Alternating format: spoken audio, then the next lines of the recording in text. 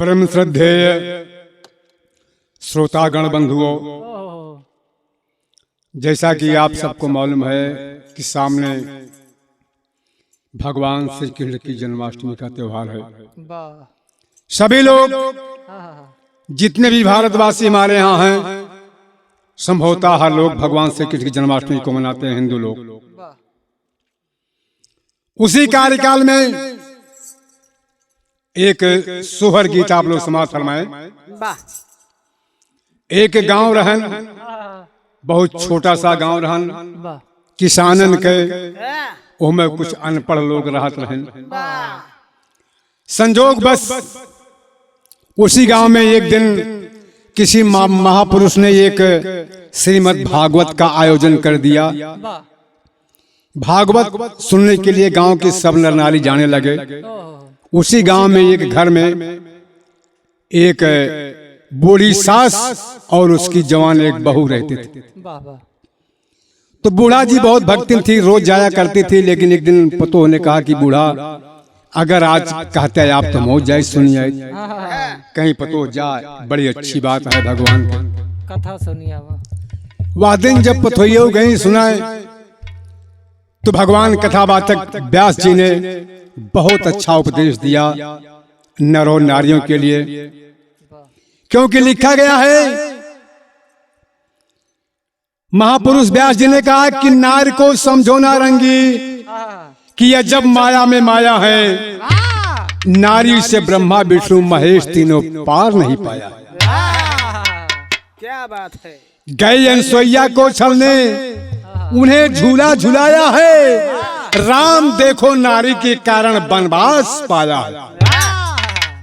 रमाया तन पे जोग भर धरी, रमाया तन पे जोग भर धरी, नारी के कारण कराया नाश लंका की रावण नारी के कारण। तो कहां तक बताऊं, कहां तक बताऊं कि नर नारी से होते हैं पाया न पार कोई, इनसे ये तीनों लोग जीते। उसी में व्यास जी ने अपने वक्तव्य में कहा कि अब भी हमारे देश में कुछ ऐसी बहुएं अनपढ़ हैं जिनके कुछ लक्षण फूहर जैसा मालूम होता है। इसके बाद कथा सुन करके पतोहू वापस आई। माघ के महीना रहन, बूढ़ा रजाई ओढ़े पौड़ी रही, रजाई उल्ट दी लागी, बूढ़ा गोड़ दबावे। बूढ़ा चौकी कहीं करे कौन है, कहीं अम्मा हम है, कहीं आज का बात बिटिया सूरज पूर्व से पश्चिम उदय हो गए, का बात यह है। कहीं अम्मा हमका ही बताए दिया कि फूहर के का कहा थे, यह हम सुन के आवत है।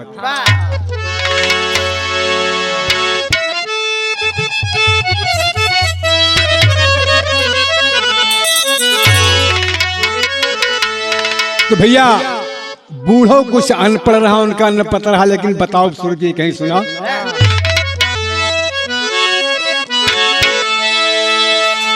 तब उठी बोली सासू, सुना हो बहुहर मोरी, सुना हो बहुहर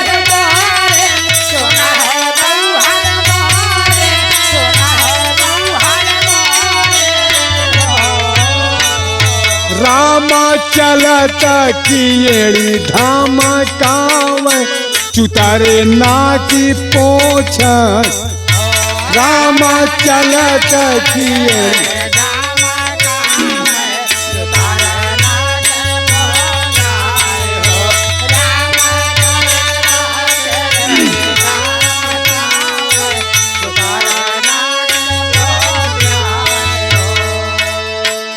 बूढ़ा कहीं बहु पहला लक्षण ध्यान रह लिया कि जवान औरत चलत कहीं येड़ी धमकावा, उनके पैरे के आवाज आवे और चलत रहा। मान लिया अगर निकुरा साफ करे, बहुत साफ के एक बार अगर चुतरे पोत नहीं जान ले फुहरी है। पहला लक्षण हमारा माताओं और बहनों से गुजारिश है, निवेदन है कि अगर ये लक्षण होते का छोड़ दिया। इस गीत का प्रचार केवल इसीलिए किया जा रहा है कि सबको समाज में सुधारने का, अच्छा बनने का मौका मिल जाए। लेकिन दूसरी बात उन्होंने क्या कहा, उठी भीन सरवा देउड़ी जाबे बैठे तमाकू मीज तमाकू तमाकू मीज हो रामा बैठा की गोड़ फैलाए उहाई धाना उहरी रामा बैठा की गोड़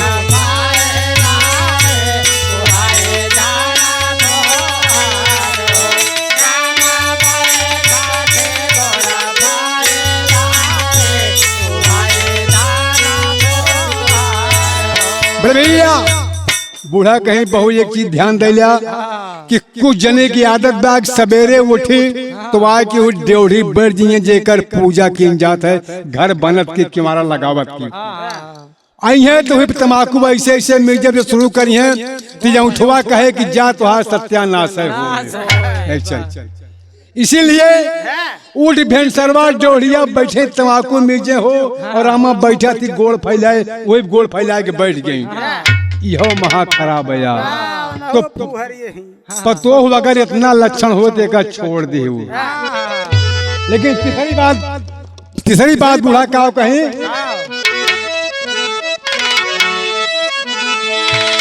अरे छठा ये समा से मूड़ झारे और गोलीजा बनावे और गोलीजा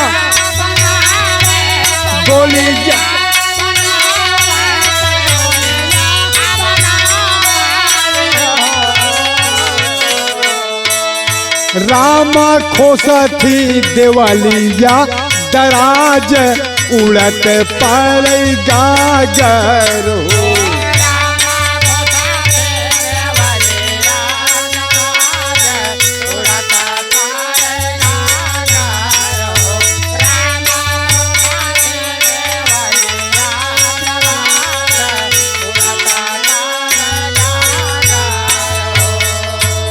बड़े भैया उस बूढ़ी माँ ने कहा बहू छठे समाज से मुड़ झा रहे देखा और जवन कंघी बार टूट रहा था वो का निकाल लेती अब ऐसे गोलनिया के दिवाली में कतो खोस देती कच्ची दिवाली। अगर बहू रच्चो हवा बही तो उनके गगरी में पड़ जाए पानी में पड़ जाए खाना में पड़ जाए कौन भरोसा होकर तो पतो यह लक्षण बेकारा होगा अगर निकाले है तो बाहर फेंक आवा कम से कम। तो कहीं अम्मा औरो बा कि और कहीं नहीं पतो ऐसी बढ़िया एक लक्षण है कहीं कौन कहीं सुना लड़का लइके चूल्हा बारई बेलना से कुकुर मारई बेलना से कुकुर मारे बेलना से कुकुर ए पतो मान लिया भगवान गोदी में लड़कियां दे यहाँ तो पहली बात लड़कियां अनजान हो तो ओका गोदी में लेके चूल्हा रसोईया ना करे चाहिए या भले कि बोध बाऊ कहूँ टट्टी पेशाब कर सकते है लेकिन लड़कियां लेके चूल्हा बारे संतोष से कुकुर दिखाए पड़ा रोटी बेलत यहाँ वही बेलना कुकुर धमक दी।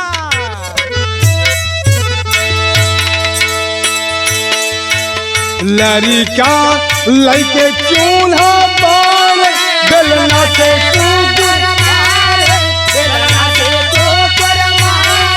बेलना से रामा परसी के थाली सार काव और रलिया चुआवा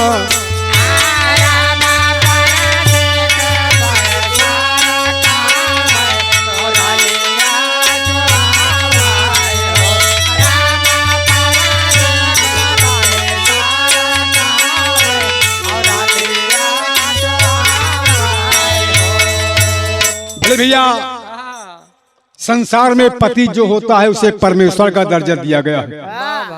औरतों के लिए मंत्र लिखा गया है कि ओम पति परमेश्वराय नमः। लेकिन बहुत सी औरतें ऐसी यहाँ कि तमाकू ओठे में धे रही हैं, अगर मन से दू आई के बाद खाना पस दी हैं और परसे के बाद तरतीबा से सरकार दी हैं। अब अगर कुछ बोले कहीं शायद तमाकू का यहाँ रालो चूजा कोनो भरोसा न है ना, तो कहीं अम्मा एक कौन यही, कहीं महान फूहर यही, कहीं और यहाँ, कहीं हाँ बेजनी और बची यहाँ, कहीं कौन। अरे आधे पेटे के ब्लाउज पहले मेलवा में घुमा कर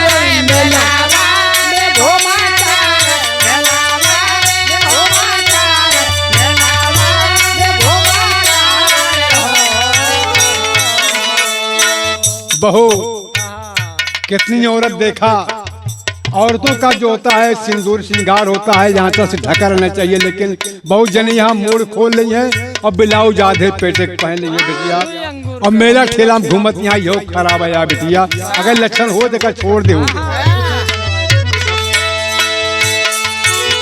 आधे पेटे के ब्लाउज पहने मेलावा घुमा कर मेलावा,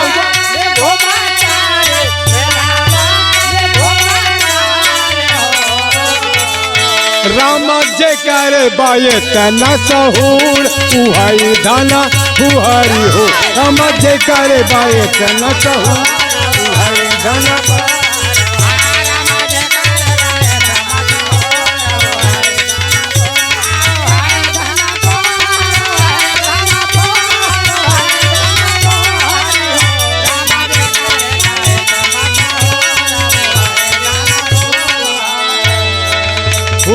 है